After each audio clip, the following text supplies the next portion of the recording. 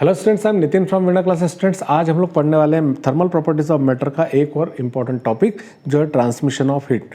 Students, रही बात इनके नोट्स की तो मैंने आपको ऑलरेडी डिलीवर कर दिए हैं। यदि आप देख नहीं पाए तो लिंक डिस्क्रिप्शन में दी हुई, जाकर देख सकते हैं और नोट्स को पढ़ सकते हैं। स्टूडेंट्स, अगर चैनल को सब्सक्राइब नहीं किया तो जल्दी सब्सक्राइब कर लें ताकि आप वन बाय वन सारे वीडियो देख सकें। स्टूडेंट्स, आज का हम लेक्चर शेड्यूल देखते हैं। आज का हमारा लेक्चर जो है लेक्चर 25 है, जिसमें हम ट्रांसमिशन ऑफ हीट को पढ़ने वाले हैं।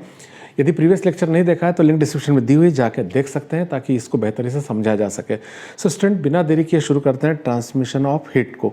So students, transmission of heat जो है वो क्या है, मैं आपको बता दूं कि जब हम किसी ऑब्जेक्ट को हीट प्रोवाइड करते हैं तो उसमें हीट जो होती है वो उसी प्लेस पे नहीं होती जहाँ हमने उसको प्रोवाइड की, वो आगे बढ़ती चली जाती है।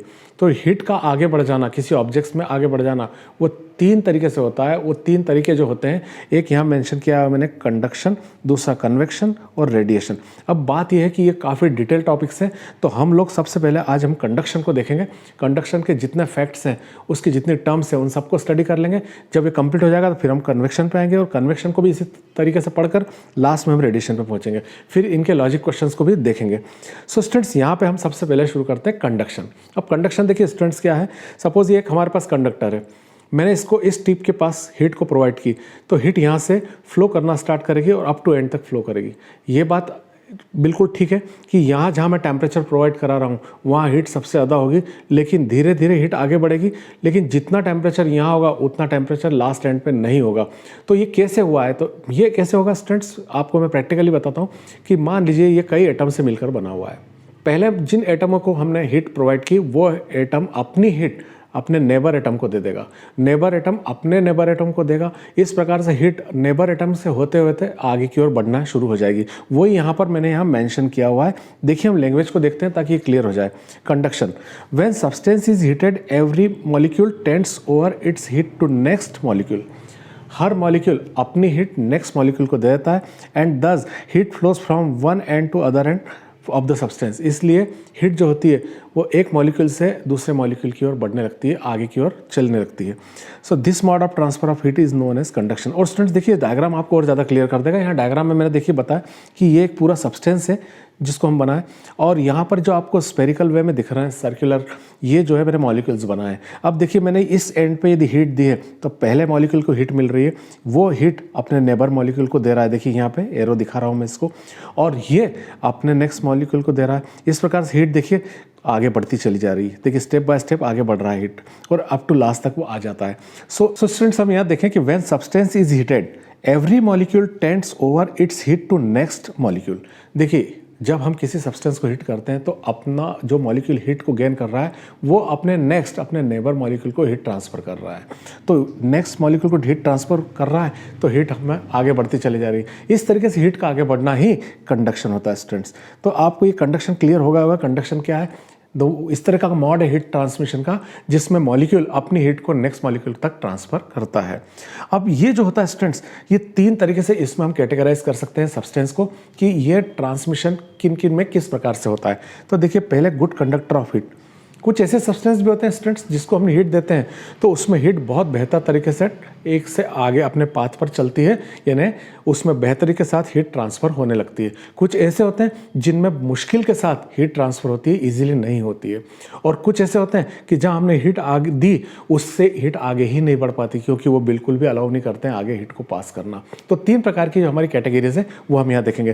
पहली, good conductor of heat. Good conductor of heat वो होंगे, वे कंडक्टर होंगे जिनको हम हीट दे रहे हैं तो वे रेडिली अपनी हीट को आगे मॉलिक्यूल्स के थ्रू सब ट्रांसफ़र कर रहे हैं। तो ये हमारे पास सारे गुड कंडक्टर्स होंगे। देखिए यहाँ पे, the substance through which heat flows quickly.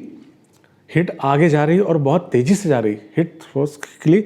तो क्विकली का वर्ड यूज़ कर रहे हैं, उसे हम क्या कहेंगे, गुड कंडक्टर। क्योंकि गुड कंडक्टर जो घर में होता है, हमारे जितने सारे यूटेंसिल्स होते हैं जो किचन में होते हैं वे गुड कंडक्टर्स ऑफ हीट, क्योंकि उनको हम हीट प्रोवाइड करते हैं फूड प्रिपरेशन करने के लिए, तो वो हीट सीधे फूड को ट्रांसफ़र कर देते हैं। मतलब वो हुए दो गुड कंडक्टर ऑफ हीट। इसमें देखिए एग्जांपल दिया है कि मेटल सारी जो होती हैं वो हीट कंडक्टर होती हैं, लेकिन सिल्वर सबसे बेहतर हीट कंडक्टर होता है। आपको ये भी पता होगा कि इलेक्ट्रिसिटी के लिए कंडक्टर भी सिल्वर ही सबसे अच्छा होता है, और हीट के लिए भी सिल्वर ही सबसे बेस्ट होता है। अब इसी प्रकार bad conductor of heat. Bad conductor वो है जो अपने अंदर से हीट अलाउ करते हैं पास होना, लेकिन बहुत धीरे धीरे। देखिए, the substance through which heat flows not easily pass नहीं होती, is called bad conductor of heat. Example glass और वुड। ग्लास गर्म होगा लेकिन बहुत धीरे धीरे या बहुत कम टेम्परेचर गेन करेगा। वुड के साथ भी ऐसे होता है कि उसको टेम्परेचर बिल्कुल भी मतलब ऐसा नहीं होता जैसा मेटल में होता है, टेम्परेचर गेन करती है लेकिन बहुत थोड़ा सा और बहुत धीमे धीमे। तो ये होते हैं बैड कंडक्टर ऑफ हीट। लेकिन कुछ ऐसे होते हैं नॉन कंडक्टर ऑफ हीट, जिसको हम इंसुलेटर के नाम से जानते हैं। इंसुलेटर्स आप जानते हैं, जो एमपीपी की पोल लाइंस होते हैं उस पर जो चीनी मिट्टी के होते हैं, सेरेमिक्स के बने हुए होते हैं, वो सब इंसुलेटर्स होते हैं जिनके थ्रू इलेक्ट्रिसिटी आगे वायर के थ्रू पास होती है। So substance which do not allow to pass heat through from them are not conductor of good insulator. देखिए सुनो, सबसे बड़ी बात ये कि वे substance which do not allow to pass heat through them, अपने में से हीट को पास नहीं होने देते, कॉल्ड नॉन कंडक्टर, उनको हम नॉन कंडक्टर भी कहते हैं, ऑफ हीट के नॉन कंडक्टर। और इंसुलेटर, उनको दूसरे वर्ड के रूप में हम क्या कहेंगे, इंसुलेटर। जैसे हुआ एबोनाइट और एस्बेस्टस। एबोनाइट आप देखते हैं कुकर वगैरह देखते हैं, पैन्स होते हैं, पैन के हैंडल या कुकर के हैंडल पे जो ब्लैक कलर का स्ट्रिप लगा होता है वो एबोनाइट होता है। और एस्बेस्टस भी इस प्रकार का मेटल होता है जो अपने अंदर से हीट को पास नहीं होने देता। तो स्टूडेंट्स, ये कंडक्शन की 3 टर्म हमने इजीली देखी। अब स्टूडेंट्स हम देखते हैं एक इससे रिलेटेड और इम्पॉर्टेंट बात, वो होती है variable and steady state. Variable word से हमको पता लगता है कि जो चेंज हो रहा है वो वेरिएबल होता है, और स्टेडी यानी जो अपनी जगह पे रुका हुआ है वो स्टेडी होता है। अब ये स्टेट ऑफ टेम्परेचर है, ये हम वेरिएबल उसको और स्टेडी के रूप में देख रहे हैं, लेकिन किसकी, स्टेट ऑफ टेम्परेचर। अब देखिए वेरिएबल स्टेट, यहाँ पे मैंने एक डायग्राम बनाकर रखा हुआ है, आप देख रहे हैं। इसमें मैंने बर्नर को जिस कॉर्नर पे रखा है, जिस एंड पे रखा है, वहाँ पर आप शेड देख रहे हैं डार्क रेड, उसके पास थोड़ा सा लाइट पिंक टाइप दिख रहा है, उसके बाद और लाइट हो गया, और लास्ट में हमने कोई कलर शो नहीं किया है। तो यहाँ ये बताया गया है कि हम इसको हीट दे रहे हैं यहाँ से, तो ये पार्ट हीट एब्जॉर्ब कर रहा है। ये वो स्टेट है जिसमें कंडक्टर अपनी हीट को एब्जॉर्ब कर लेता है। एब्जॉर्ब करने के बाद बाकी कंडक्शन तो होगा उसके अंदर, लेकिन हीट को एब्जॉर्ब कर रहा है। अभी एब्जॉर्ब कर रहा है, वो कंटिन्यूएशन में, बंद नहीं किया उसने एब्जॉर्ब करना, वो कंटिन्यूएशन में चल रहा है, इसलिए उसके हर पार्ट का टेम्परेचर भी क्या होगा, अलग अलग होगा। तो देखिए यहाँ, when one end of metal rod is heated, the heat flows from hot end of rod to cold end. Hot end से कोल्ड एंड की ओर हीट जो होती फ्लो करती है बाय कंडक्शन। किसके द्वारा, कंडक्शन के द्वारा। In this situation every section of the rod absorb heat. इस सिचुएशन में हर पार्ट जो होता है मेटल रॉड का, वो हीट को क्या करता है, एब्जॉर्ब करता है। इसी को हम क्या कहते हैं, वेरिएबल स्टेट ऑफ टेम्परेचर। मतलब मेन बात ये रही स्टूडेंट्स इसमें कि एक तो हीट कंडक्शन से इसके अंदर फ्लो करेगी, दूसरी बात इसमें हीट एब्जॉर्ब होगी, और हर पार्ट का टेम्परेचर अलग अलग होगा। इसे ही हम क्या कहेंगे, वेरिएबल स्टेट कहेंगे।